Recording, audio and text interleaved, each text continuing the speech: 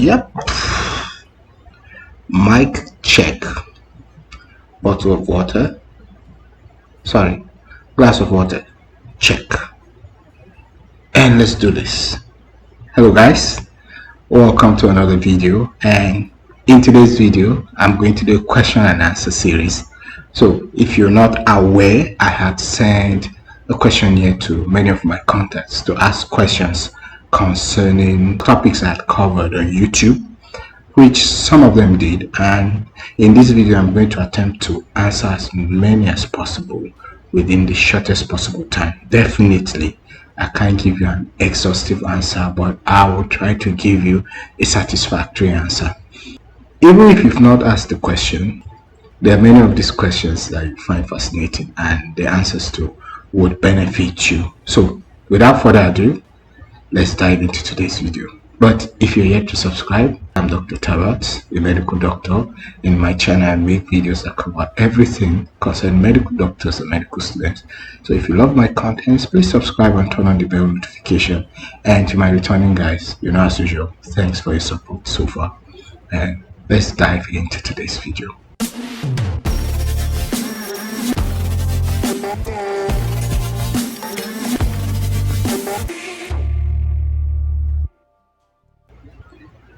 Let's reload.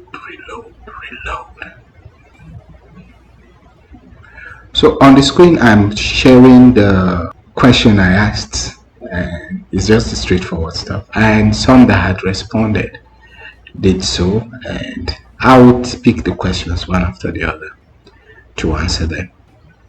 Let's start. Okay, the first question will be, please, is there a way I can have twins without mere luck? Is this something that is possible to create through medical procedures for someone planning to conceive? Keep me anonymous.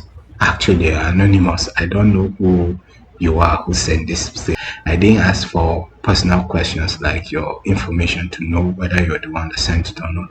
It's very good so that you would be as free as possible. So your name isn't on the sheets or on the document. I don't know you, and I would answer this. Yes, you could have twins. Thank God for IVF now, that's in vitro fertilization.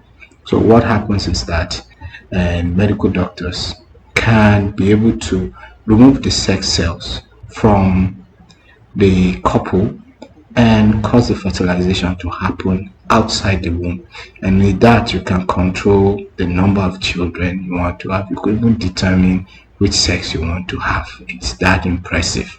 And then when the fertilization has happened, the product of conception is now reintroduced into the woman's uterus to grow. If you want to have twins, triplets, quadruplets, quintuplets, whatever it is, whatever number of children you want to have at a go, that could be done and then reintroduced to your womb. But there are no assurances that even if they introduce multiple product of conceptions into your womb, all of them will be viable. It can happen. So you could lose a couple, you could lose one or more. It's part of the risk. But with improving technology, it's becoming more assured that this is happening. So yes, you could have more than one child by artificial means. You could have twins. It's very possible. So if you want that, please walk to an IVF center. They're scattered all over Nigeria now, and you can discuss that with the doctors performing it, and I'm sure they will do that for you.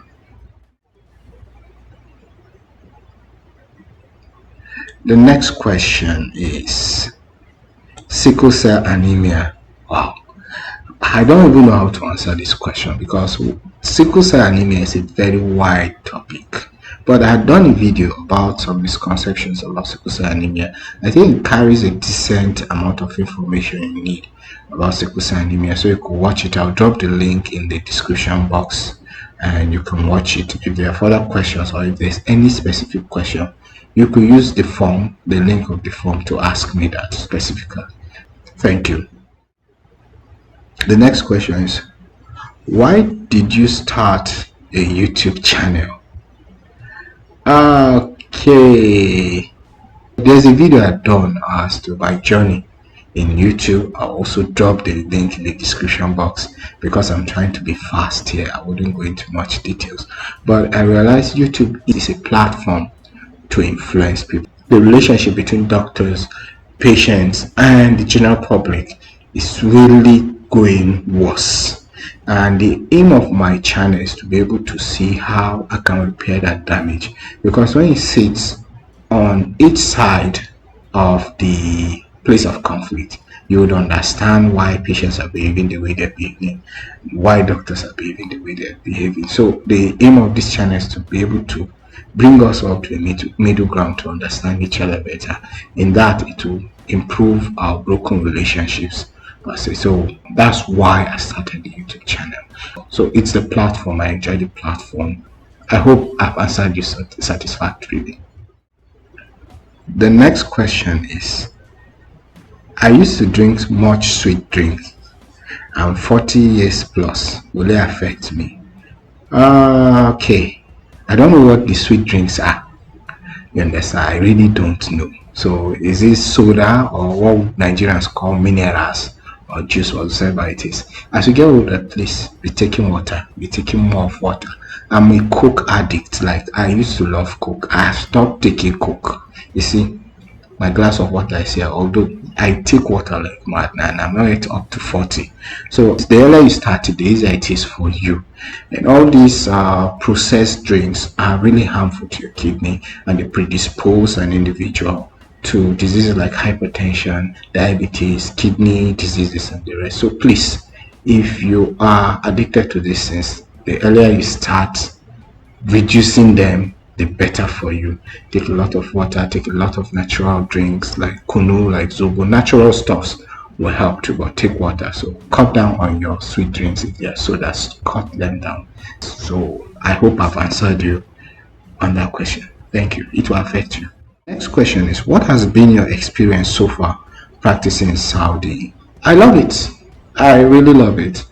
As at the time of filming this video, I'm already 1 year, 2 months in Saudi Arabia, and the major challenges I was having by now are a little bit minimized. The first challenge I had was the language barrier, and if I was being posted to a general hospital, it would be easier for me to handle it, because in the general hospital you have a lot of people that can communicate in English, so they can interpret for you. So well, I was carried to a primary health care where a huge chunk of my co-workers couldn't speak English and I had to learn Arabic.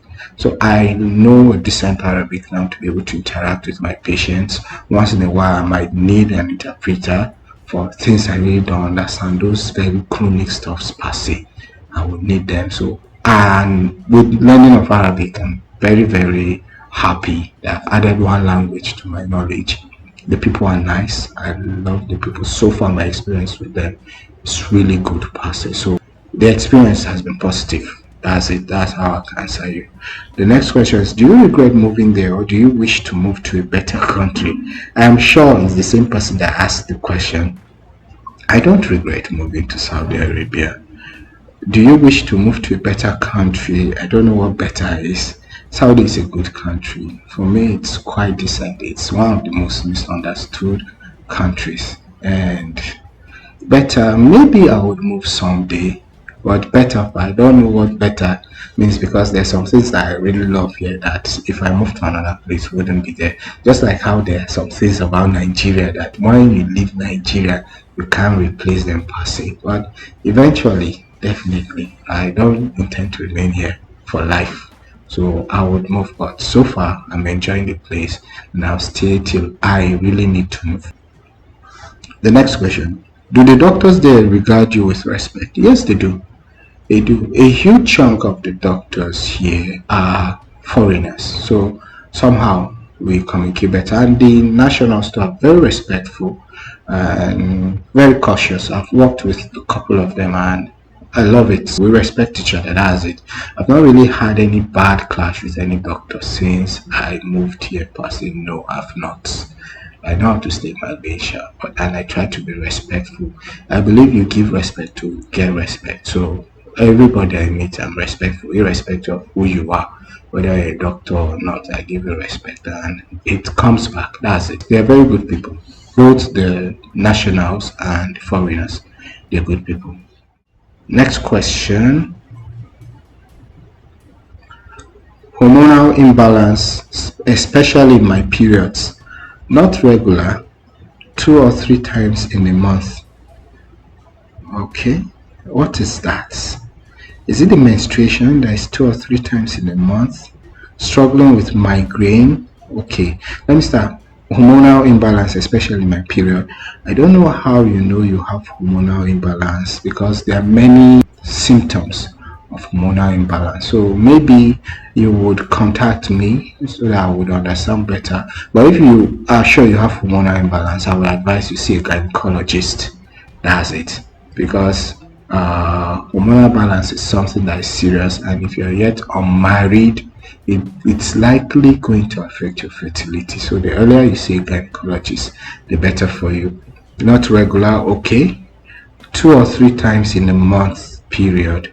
Some ladies they can menstruate twice in a month because the normal range is between 21 days to some say 35, some 38, some 40, but not more than 40 days. So that means that if you have a 21-day cycle, you could have it within a month. Let's say your first menstruation started at the beginning of the month, and 21 days later, which will still be within the same month, you would likely menstruate. But 3 times is too often and it's a problem. So if you're menstruating less than 21 days after your first period, you need to see a gynecologist. You need to really be checked. It might go beyond just see a gynecologist. That's what I advise you, so that they find the underlying cause and treat it immediately. Struggling with migraine. I don't know whether it's a male or a female. I think it's the same person. Females usually struggle with migraine. It's commoner in females than males. So it happens a lot. You should see your doctor and you're tired of taking drugs. Yeah, drugs can be exhausting. That's the truth. So I don't know what drugs they are. Maybe we'll discuss better. You definitely have my contact. So chat me up and we're going to discuss better where I would advise you. But last, no, I'll still send you to go and see your doctor. Thank you. Question is, can you do a video encouraging young people that want to venture into your field? Yes, I can. And surprisingly, I've not really encouraged people. Okay, I had done medical school triumph, despite the fact that I had done medical school regrets. So yes, I will do a video giving you reasons why I should be a medical doctor. Yes, thank you for that. In fact, I'll shoot that as soon as possible. Thank you.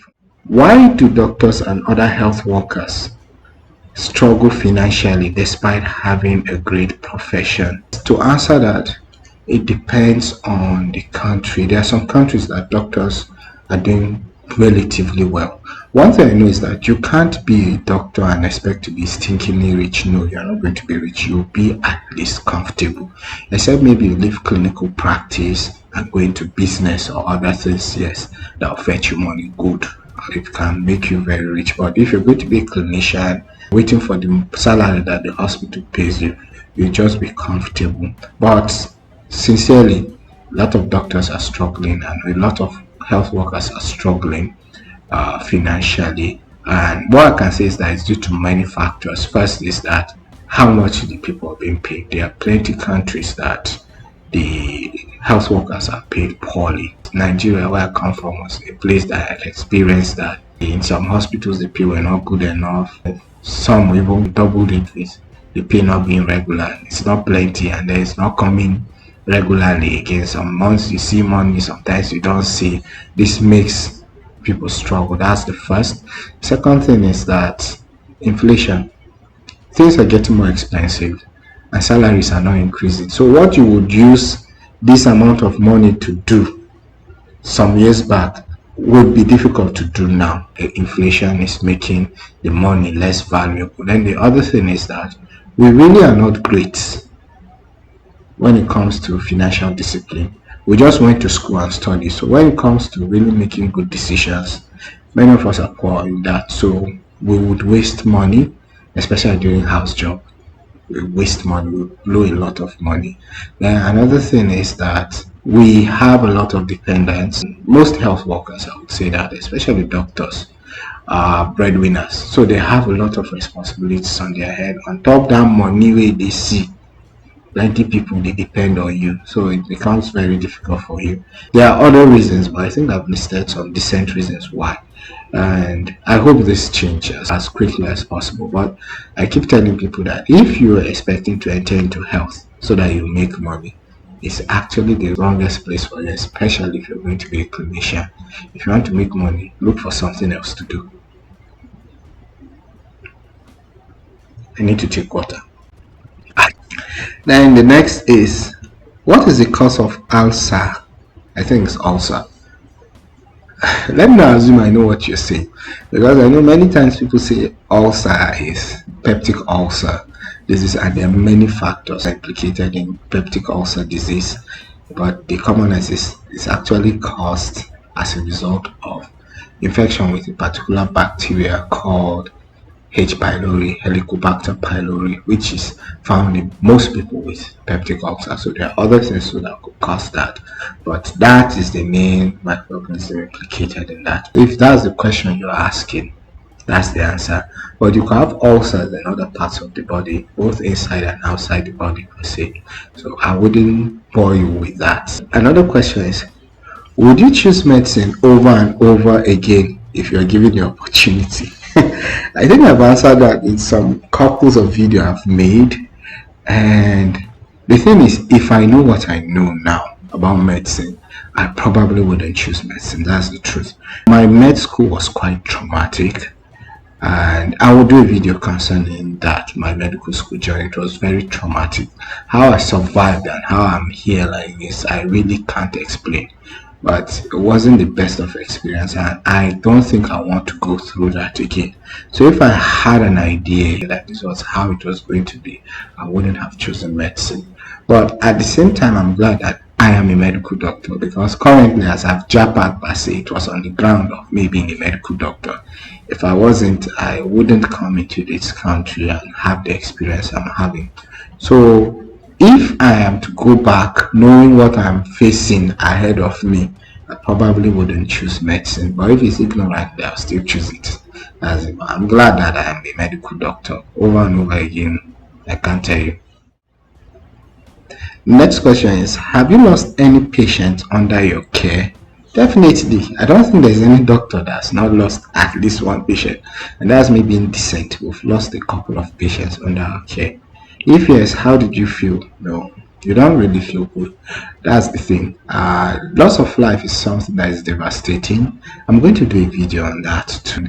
Even though as a medical doctor, life goes on, but the relatives and people that care about that person, their lives are changed forever. So it's not really a good experience, and that's why I never wanted to do internal medicine, because in internal medicine you lose more patients. Like you lose patients. There are some particular specialties in internal medicine that, man, you would lose patients.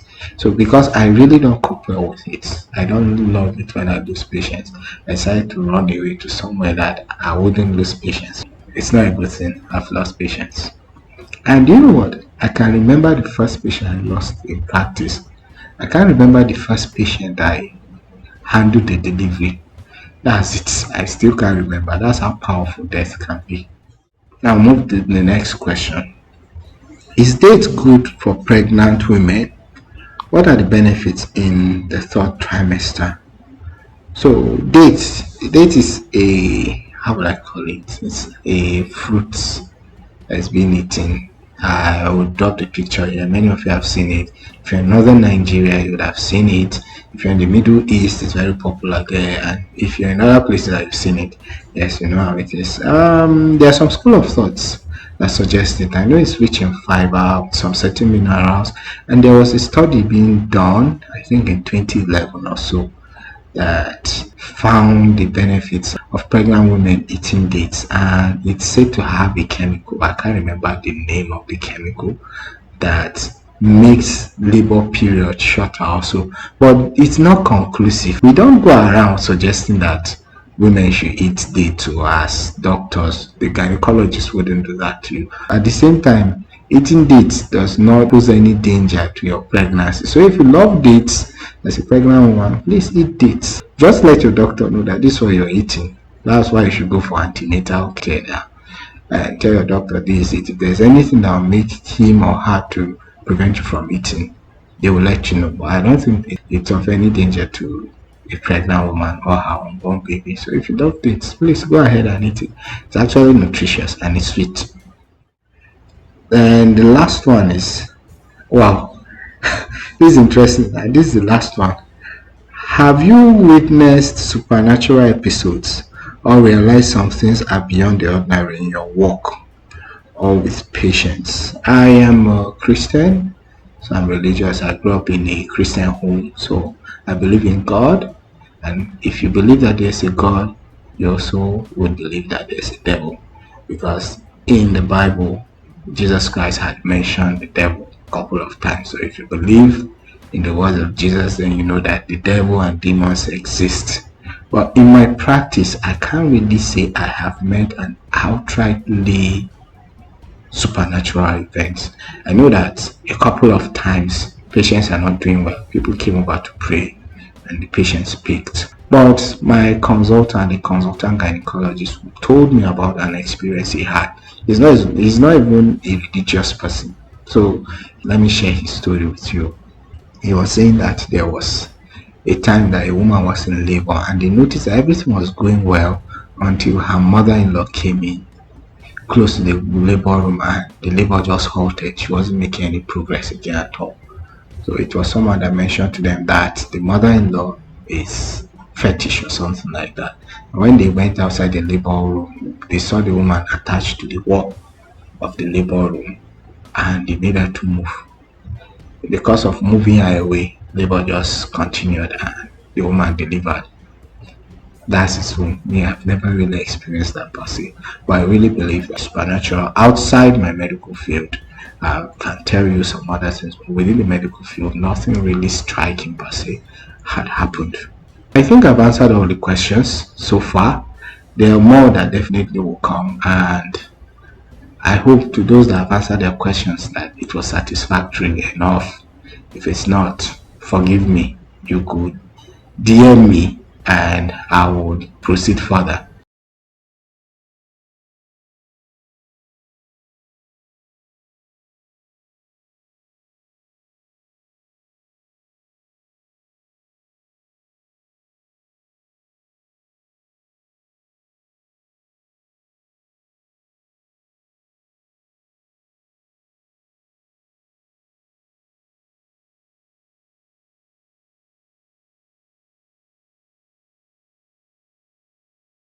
So if you are still here and you're yet to subscribe, please subscribe and turn on the bell notification. So thank you and I'll see you in my next video.